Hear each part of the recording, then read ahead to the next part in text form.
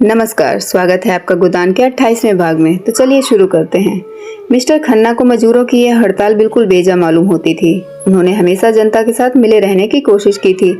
यह अपने को जनता का ही आदमी समझते थे। पिछले कई आंदोलन में उन्होंने बड़ा जोश दिखाया था। जिले के प्रमुख नेता रहे थे, 2 बार जेल भी गए थे और कई हजार का नुकसान उठाया था। अब भी वह मजदूरों की शिकायत सुनने को तैयार रहते थे, लेकिन यह तो नहीं हो सकता कि यह शक्कर मिल के हिस्सेदारों के हित का विचार न करें। अपना स्वार्थ त्यागने को वो तैयार हो सकते थे अगर उनकी ऊंची मनोवृत्तियों को स्पर्श किया जाता, लेकिन हिस्सेदारों के स्वार्थ की रक्षा न करना यह तो अधर्म था। यह तो व्यापार है, कोई सदाव्रत नहीं कि सब कुछ मजदूरों को ही बांट दिया जाए। हिस्सेदारों को यह विश्वास दिलाकर रुपए लिए गए थे कि इस काम में 15-20 सैकड़े का लाभ है। अगर उन्हें 10 सैकड़ा भी न मिले तो वे डायरेक्टरों को और विशेषकर मिस्टर खन्ना को धोखेबाज ही तो समझेंगे। फिर अपना वेतन वह कैसे कम कर सकते थे? और कंपनियों को देखते उन्होंने अपना वेतन कम कर रखा था। केवल 1000 रुपया महीना लेते थे, कुछ कमीशन भी मिल जाता था। मगर वह इतना लेते थे तो मिलकर संचालन भी तो करते थे। मजदूर केवल हाथ से काम करते हैं, डायरेक्टर अपनी बुद्धि से, विद्या से, प्रतिभा से, प्रभाव से काम करता है। दोनों शक्तियों का मोल बराबर तो नहीं हो सकता। मजदूरों को यह संतोष क्यों नहीं होता कि मंदी का समय है और चारों तरफ बेकारी फैली रहने के कारण आदमी सस्ते हो गए हैं। उन्हें तो एक की जगह पौन भी मिले तो संतुष्ट रहना चाहिए था। और सच पूछो तो वे संतुष्ट हैं, उनका कोई कसूर नहीं। वे तो मूर्ख हैं। शरारत तो ओंकार नाथ और मिर्जा खुर्शीद की है। यही लोग उन बेचारों को कठपुतली की तरह नचा रहे हैं, केवल थोड़े से पैसे और यश के लोभ में पड़कर। यह नहीं सोचते कि उनकी दिल्लगी से कितने घर तबाह हो जाएंगे। ओंकार नाथ का पत्र नहीं चलता तो बेचारे खन्ना क्या करें?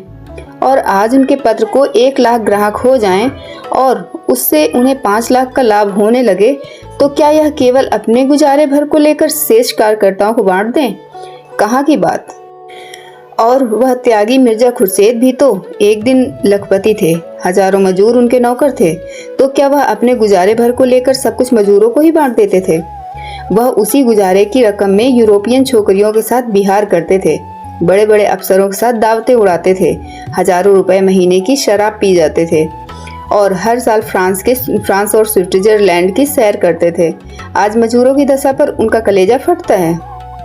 इन दोनों नेताओं की तो खन्ना को परवाह न थी। उनकी नीयत की सफाई में पूरा संदेह था। न राय साहब की ही उन्हें परवाह थी, जो हमेशा खन्ना की हाँ में हाँ मिलाया करते थे और उनके हर एक काम का समर्थन कर दिया करते थे। अपने परिचितों में केवल एक ही ऐसा व्यक्ति था जिसके निष्पक्ष विचार पर खन्ना जी को पूरा भरोसा था और वह थे डॉक्टर मेहता। जब से उन्होंने मालती से घनिष्ठता बढ़ानी शुरू की थी, खन्ना की नजरों में उनकी इज्जत बहुत कम हो गई थी। मालती बरसों खन्ना की हृदयेश्वरी रह चुकी थी, पर उसे उन्होंने सदैव खिलौना समझा था। इसमें संदेह नहीं कि वह खिलौना उन्हें बहुत प्रिय था। उसके खो जाने या टूट जाने, वह छिन जाने पर वह खूब रोते और वह रोए थे, लेकिन थी वह खिलौना ही। उन्हें कभी मालती पर विश्वास न हुआ। वह कभी उनके विलास आवरण को छेद कर उनके अंतःकरण ना पहुंच सकी थी। वह अगर खुद खन्ना से विवाह का प्रस्ताव करती तो वह स्वीकार ना करते, कोई बहाना करके टाल देते। अन्य कितने ही प्राणियों की भांति खन्ना का जीवन भी दोहरा या दो रुखी था। एक ओर वह त्याग, जनसेवा और उपकार के भक्त थे, तो दूसरी ओर स्वार्थ, विलास और प्रभुता के। कौन उनका असली रुख था यह कहना कठिन है। कदाचित उनकी आत्मा का उत्तम आधा सेवा और सहृदयता से बना हुआ था, मध्यम आधा स्वार्थ और विलास से। उत्तम और मध्यम में बराबर संघर्ष होता रहता था और मध्यम ही हर बार अपनी उद्दंडता और हठ के कारण सौम्य और शांत पर उत्तम पर गाली बाता था। उनका मध्यम मालती की ओर झुका रहता था, उत्तम मेहता की ओर, लेकिन वह उत्तम अब मध्यम के साथ एक हो गया था। उनकी समझ में न आता था कि मेहता जैसा आदर्शवादी व्यक्ति मालती जैसी चंचल, विलासिनी रमणी पर कैसे आसक्त हो गया। वह बहुत प्रयास करने पर भी मेहता को वासनाओं को शिकार न स्थिर कर सकते थे और कभी कभी उन्हें यह संदेह भी होने लगता था कि मालती का कोई रूप भी है जिसे वह न देख सके या जिसे देखने की उनकी क्षमता न थी। दूसरा पक्ष और विपक्ष के सभी पहलुओं पर विचार करके उन्होंने यही नतीजा निकाला कि इस परिस्थिति में मेहता ही उन्हें प्रकाश मिल सकता है। डॉक्टर मेहता को काम करने का नशा था। आधी रात को सोते थे और घड़ी रात उठ जाते थे। कैसा भी काम हो उनके लिए वह कहीं ना कहीं किससे समय निकाल ही लेते थे। हॉकी खेलना हो या यूनिवर्सिटी डिबेट, ग्राम्य संगठन हो या किसी शादी या का नववेद, सभी कामों के लिए उनके पास लगन थी और समय था। वह पत्रों में लेख भी लिखते थे और कई साल से एक बृहद दर्शन ग्रंथ लिख रहे थे। अपने बगीचे में बैठे हुए पौधों पर विद्युत संचार क्रिया की परीक्षा कर रहे थे। उन्होंने हाल में एक विद्वान परिषद में यह सिद्ध किया था कि फसलें बिजली के जोर से बहुत थोड़े समय में पैदा की जा सकती हैं। उनकी पैदावार बढ़ाई जा सकती है और बेफसल की चीजें भी उपजाई जा सकती हैं। आजकल सवेरे के 2-3 घंटे वह इन्हीं परीक्षाओं में लगाया करते थे।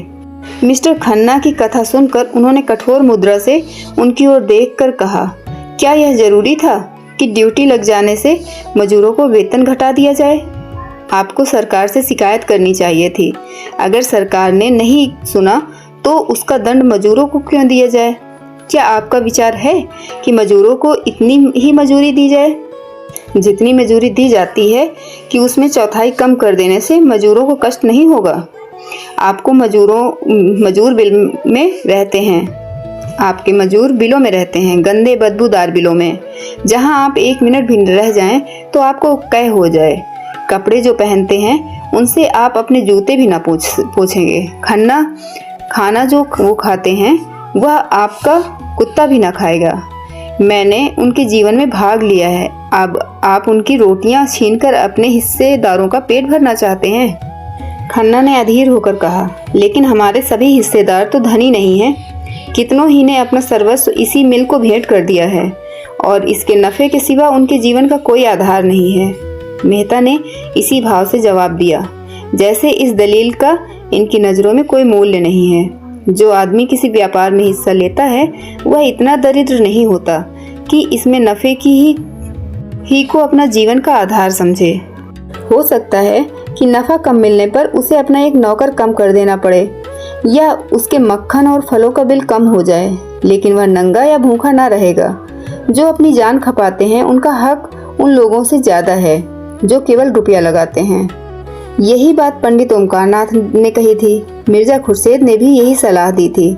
यहाँ तक कि गोविंदी ने भी मजदूरों का ही पक्ष लिया था, पर खन्ना जी ने उन लोगों की परवाह ना की थी।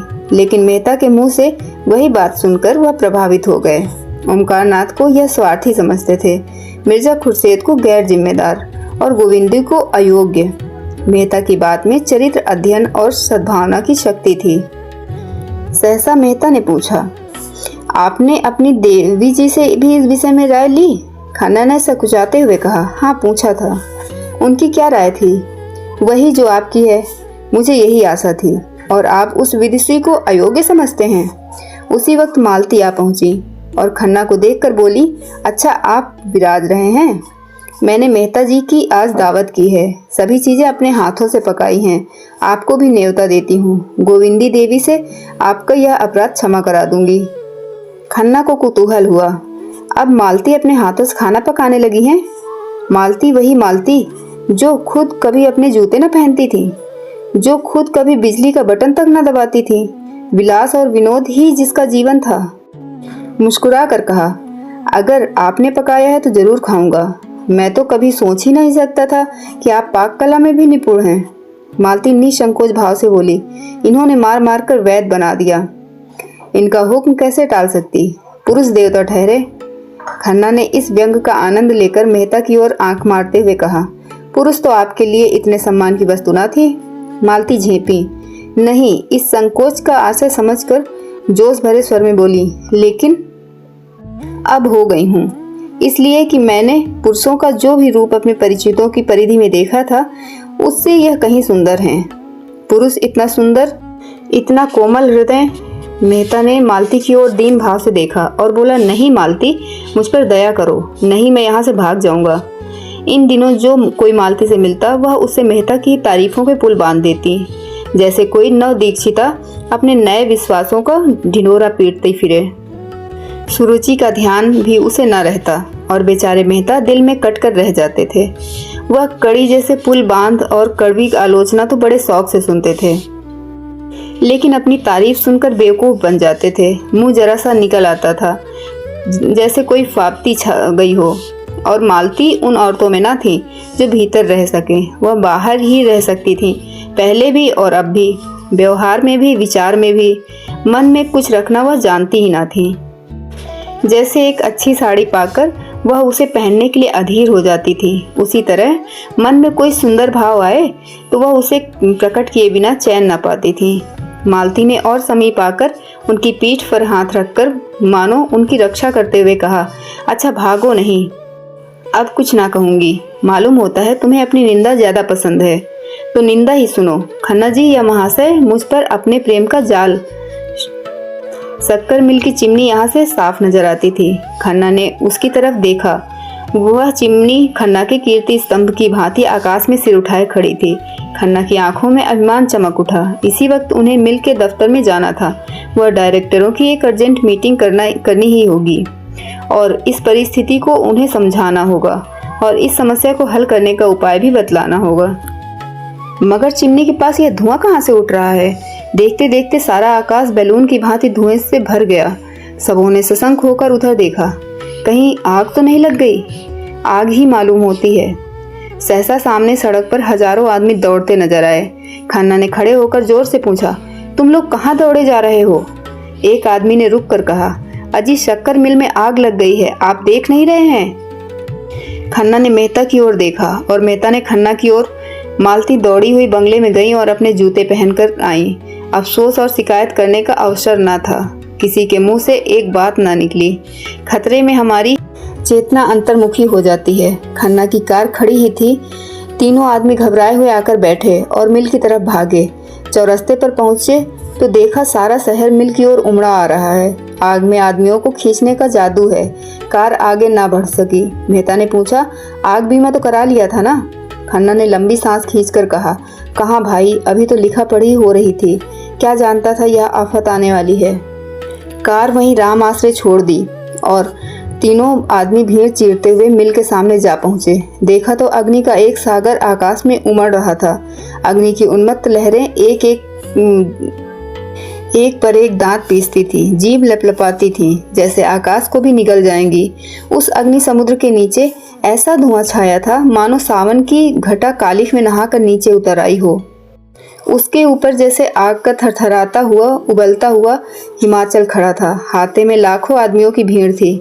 पुलिस भी थी, फायर ब्रिगेड भी, सेवा समितियों के सेवक भी थे, पर सब के सब आग की भीषण से मानो शिथिल हो गए हों। फायर ब्रिगेड के छींटे उस अग्निसागर में जाकर जैसे बुझ जाते थे। ईंटें जल रही थी, लोहे के गर्डर जल रहे थे और पिघली हुई शक्कर के परनाले चारों तरफ बह रहे थे। और तो और जमीन से भी ज्वाला निकल रही थी। दूर से मेहता और खन्ना को यह आश्चर्य हो रहा था कि इतने आदमी खड़े तमाशा क्यों देख रहे हैं, आग बुझाने में मदद क्यों नहीं करते। मगर इन्हें भी ज्ञात हुआ कि तमाशा देखने के सिवा और कुछ करना अपने वश के बाहर है। मिल की दीवारों से 50 गज के अंदर जाना जान जोखिम में डालना था। ईंट और पत्थर के टुकड़े चटाक चटक दूर दूर टूटकर उछल रहे थे।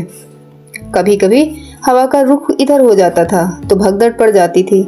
ये तीनों आदमी भीड़ के पीछे खड़े थे। कुछ समझ ना आता था क्या करें। आखिर आग लगी कैसे और इतनी जल्द फैल कैसे गई?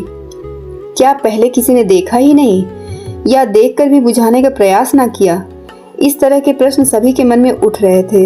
मगर वहां पूछे किससे? मिल के कर्मचारी होंगे तो जरूर, लेकिन उस भीड़ में उनका पता मिलना तो कठिन था। सहसा हवा का इतना तेज झोंका आया कि आग की लपटें नीची होकर इधर लपकी, जैसे समुद्र में ज्वार आ गया हो। लोग सिर पर पांव रखकर भागे, एक दूसरे पर गिरते रेलते जैसे कोई शेर झपट आता हो। अग्नि ज्वालाएं जैसे सजीव हो उठी हों, सचेष्ट भी, जैसे कोई शेषनाग अपनी सहस्त्र मुख से आग फुंकार रहा हो। कितने ही आदमी तो इस रेले में कुचल गए। खन्ना मुंह के बल गिर पड़े। मालती को मेहता जी दोनों हाथों से पकड़े हुए थे, नहीं जरूर कुचल गई होती। तीनों आदमी हाथे की दीवार के पास एक इमली के पेड़ के नीचे आकर रुके। खन्ना एक प्रकार की चेतना शून्य तन्मयता से मिल की चिमनी की ओर टकटकी लगाए खड़े थे। मेहता ने पूछा, आपको ज्यादा चोट तो नहीं आई? खन्ना ने कोई जवाब नहीं दिया, उसी तरफ ताकते रहे। उनकी आंखों में वह शून्यता थी जो विक्षिप्तता का लक्षण है। मेहता ने उनका हाथ पकड़कर फिर पूछा, हम लोग यहाँ व्यर्थ खड़े हैं, मुझे भय होता है आपको चोट ज्यादा आ गई है, आइए लौट चलें। खन्ना ने उनकी तरफ देखा और जैसे सनक कर बोले, जिनकी यह हरकत है उन्हें खूब जानता हूँ, अगर उन्हें इसी में संतोष मिलता है तो भगवान उनका भला करे। मुझे कुछ परवाह नहीं, कुछ परवाह नहीं। मैं आज चाहूँ तो ऐसी नई मिल खड़ी कर सकता हूँ। जी हाँ, बिल्कुल नई मिल खड़ी कर सकता हूँ। ये लोग मुझे क्या समझते हैं? मिल ने मुझे बनाया नहीं है, मैंने मिल को बनाया है और मैं फिर बना सकता हूँ। मगर जिनकी यह हरकत है उन्हें मैं खाक में मिला दूंगा। मुझे सब मालूम है, रत्ती रत्ती मालूम है। मेहता ने उनका चेहरा और उनकी चेष्टा देखी और घबरा कर बोले, चलिए आपको घर पहुंचा दूं, आपकी तबीयत अच्छी नहीं है। खन्ना ने कहा मारा, कहा मेरी तबीयत अच्छी नहीं है इसलिए कि मिल जल गई है? ऐसी मिलें मैं चुटकियों में खोल सकता हूँ। मेरा नाम खन्ना है, चंद्र प्रकाश खन्ना। मैंने सब कुछ इस मिल में लगा दिया। पहली मिल में हमने 20% नफा लिया।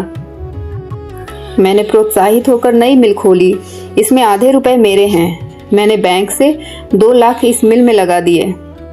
मैं 1 घंटा नहीं, आधा घंटा पहले 10 लाख का आदमी था। जी हाँ, 10 लाख। मगर इस वक्त फाके मस्त हूँ, नहीं दिवालिया हूँ। मुझे बैंक को 2 लाख देना है। जिस मकान में मैं रहता हूँ वह अब मेरा नहीं है। जिस बर्तन में खाता हूँ वह भी अब मेरा नहीं है। बैंक से मैं अब निकाल दिया जाऊँगा। जिस खन्ना को देखकर लोग जलते थे वह खन्ना अब धूल में मिल जाएगा। समाज में अब मेरा कोई स्थान नहीं है। मेरे मित्र मुझे अपने विश्वास का पात्र नहीं, दया का पात्र समझेंगे। मेरे शत्रु मुझसे जलेंगे नहीं, मुझ पर हंसेंगे। आप नहीं जानते मिस्टर मेहता, मैंने अपने सिद्धांतों की कितनी हत्या की है, कितनी रिश्वतें दी हैं, कितनी रिश्वतें ली हैं। किसानों की ऊँख तौलने के लिए कैसे आदमी रखे, कैसे नकली बाट रखे। क्या कीजिएगा यह सब सुनकर। लेकिन खन्ना अपनी यह दुर्दशा कराने के लिए क्यों जिंदा रहे? जो कुछ होना है हो। दुनिया चाहे जितना हंसे, मित्र चाहे जितने अफसोस करें, लोग जितनी गालियां देना चाहें दें। खन्ना अपनी आंखों से देखने और अपने कानों से सुनने के लिए जीता ना रहेगा। वह बेहया नहीं है, बेगैरत नहीं है। यह कहते कहते खन्ना दोनों हाथ से सिर पीट कर जोर से रोने लगे। मेहता ने उन्हें छाती से लगाकर दुखित स्वर में कहा, खन्ना जी जरा धीरज से काम लीजिए। आप समझदार होकर दिल इतना छोटा करते हैं। दौलत से आदमी को जो सम्मान मिलता है वह उसका सम्मान नहीं, उसकी दौलत का सम्मान है। आप निर्धन रहकर भी मित्रों के विश्वास पात्र रह सकते हैं और शत्रुओं के भी, बल्कि तब कोई आपको शत्रु नहीं रहेगा ही नहीं। आइए घर चलें, जरा आराम कर लेने से आपका चित्त शांत हो जाएगा। खन्ना ने कोई जवाब न दिया। तीनों आदमी चौरास्ते पर आ गए। कार खड़ी थी। 10 मिनट में खन्ना की कोठी पर पहुंच गए। खन्ना ने उतरकर शांत स्वर में कहा, कार आप ले जाएं, अब मुझे इसकी जरूरत नहीं है। मालती और मेहता भी उतर पड़े। मालती ने कहा, तुम चलकर आराम से लेटो, हम बैठे गपशप करेंगे। घर जाने की तो ऐसी कोई जल्दी नहीं है। खन्ना ने कृतज्ञता से उसकी ओर देखा और करुण कंठ में बोले, मुझसे जो अपराध हुए हैं उन्हें क्षमा कर देना मालती। तुम और मेहता, बस तुम्हारे सिवा संसार में मेरा और कोई नहीं। मुझे आशा है तुम मुझे अपनी नज़रों से ना गिराओगी। शायद 10-5 दिन में यह कोठी भी छोड़नी पड़े। किस्मत ने कैसा धोखा दिया है। मेहता ने कहा, मैं आपसे सच कहता हूँ खन्ना जी, आज मेरे नज़रों में आपकी जो इज्जत है वह कभी ना थी। तीनों आदमी कमरे में दाखिल हुए। द्वार खुलने की आहट पाते ही गोविंदी भीतर से आकर बोली, क्या आप लोग वहीं से आ रहे हैं? महाराज ने तो बड़ी बुरी खबर बताई।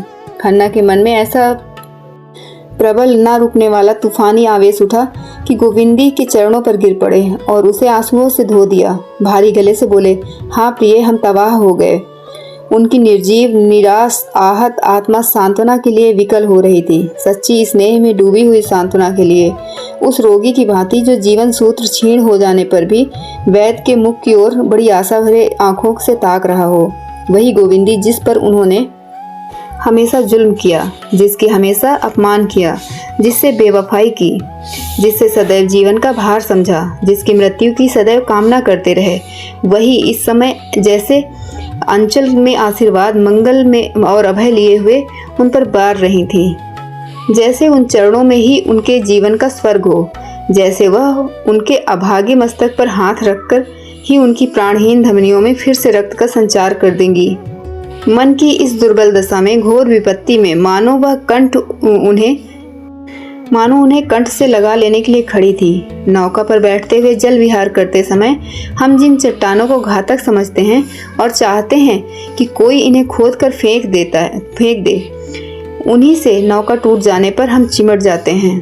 गोविंदी ने इन्हें एक सोफे पर बैठा दिया और स्नेह कोमल स्वर में बोली, तो तुम दिल इतना छोटा क्यों करते हो? धन के लिए जो सारे पाप की जड़ है, उस धन से हमें क्या सुख था? सवेरे से आधी रात तक एक न एक झंझट, आत्मा का सर्वनाश। लड़के तुमसे बात करने को तरस जाते हैं, तुम्हें संबंधियों के पत्र लिखने तक की फुर्सत नहीं मिलती। क्या बड़ी इज्जत थी? हाँ थी, क्योंकि दुनिया आज तक धन की ही पूजा करती चली आई है। उसे तुमसे कोई प्रयोजन नहीं।